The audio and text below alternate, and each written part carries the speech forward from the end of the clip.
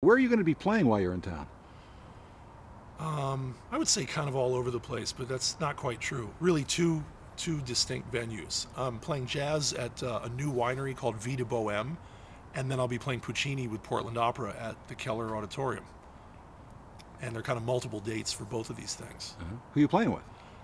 Well, let's see. With Portland Opera, I'm playing Mm-hmm. obviously with Portland Opera. We're Yeah. playing the great opera Turandot, and I'll be playing offstage saxophone. And we have four dates of that opera: February 4th, 6th, 10th, and 12th, all at the Keller. Yeah. And I believe that February 10th is a matinee. The others are all 7:30 performances. So that's the classical end of things. And then I'm really excited about this new space and venue in Portland. It's run by our friend Didier, who used to have the Bertigala wine place in Selwood. It was very popular, but he closed it, and his new space, which has only been open for a couple of months, is called Vida Boheme, or Bohemian Life Winery. And I haven't been there. I'm going there pretty soon to check out the space and where we're going to perform. But if you go on Yelp or one of these websites, everybody seems to love the food. They love the wine. He has his own wine, his own winery. And so I'm going to be playing two different jazz shows there. And Tell me about them. well, we're going to play on Thursday, February 3rd with two of my longtime colleagues and, Portland's finest. So be myself, Rob Scheps on tenor saxophone and flute, John Stowell on guitar, and the great Glenn Moore on bass. And that's an unusual trio because John and I have a duo that's recorded and toured for many years. And Glenn and I have the same thing. We have a duo, but the three of us together might never have been on stage, just those three people. So you're going to hear both duos and then trio and all the intersections, that you can have, the different combinations of the three of us. Well, since this is the first time as a trio, what will you be playing?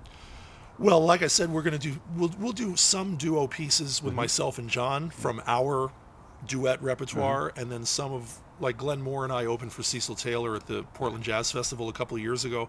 We have a whole repertoire of our own that has, let's see, some standards that we used to do with Nancy King, some Oregon pieces by Ralph Towner and by Glenn, and some more unusual things.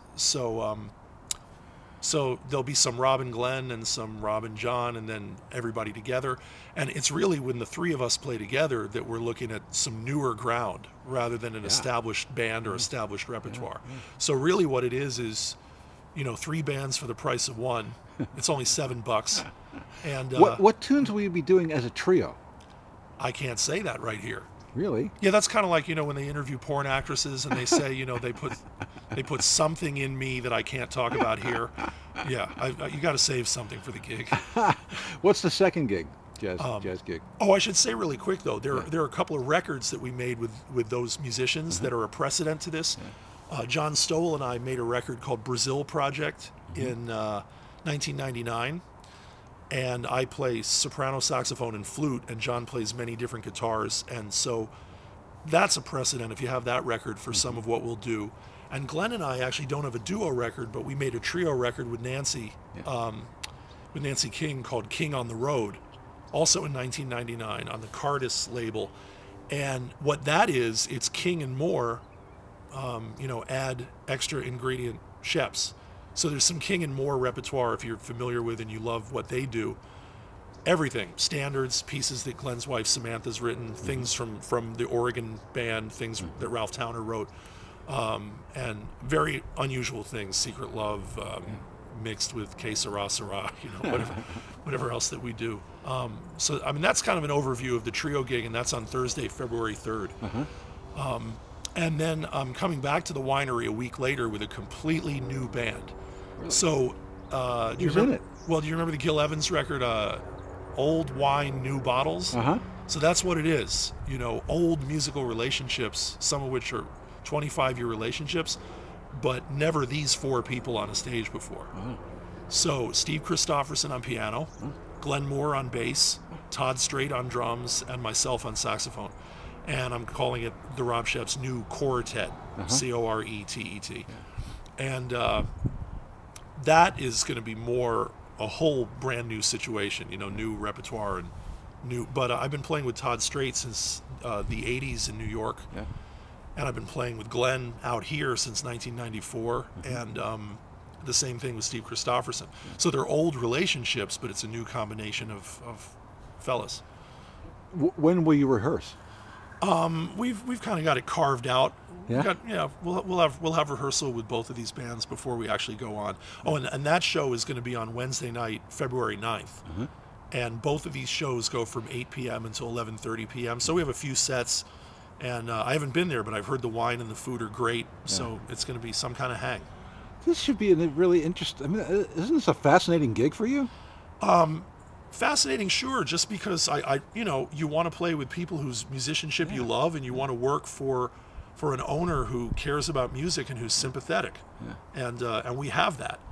But it really is a brand new venue. Although the proprietor has been presenting a wider swath of music at Vida Boheme than probably any other club in Portland.